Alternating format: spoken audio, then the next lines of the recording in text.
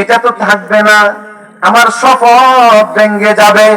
ওয়াদা করেছি বাবা যদি আসে তারপরেও বিনা টাকা আমি নদীর ওই পারে নিব।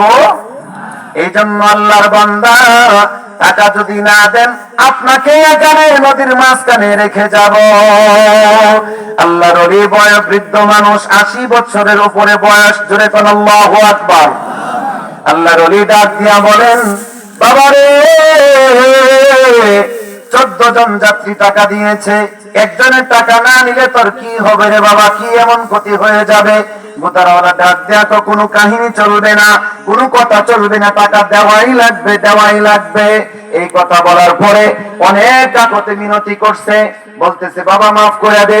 বলে না না, মাফ চলবে না, মাফ করা হবে না, টাকা দেওয়াই লাগবে।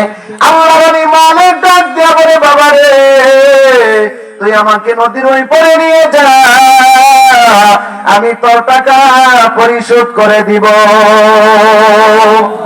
বলে না না, টাকা না দিলে নদীর ওই পারে নৌকা যাবে না। আল্লাহর ওলি মালিক ডাক দিয়া বলেন, বাবা রে আমার পকেটে তো দুনিয়ার কোনো পয়সা নাই, দুনিয়ার কোনো টাকা নাই, দুনিয়া কামাই করি না।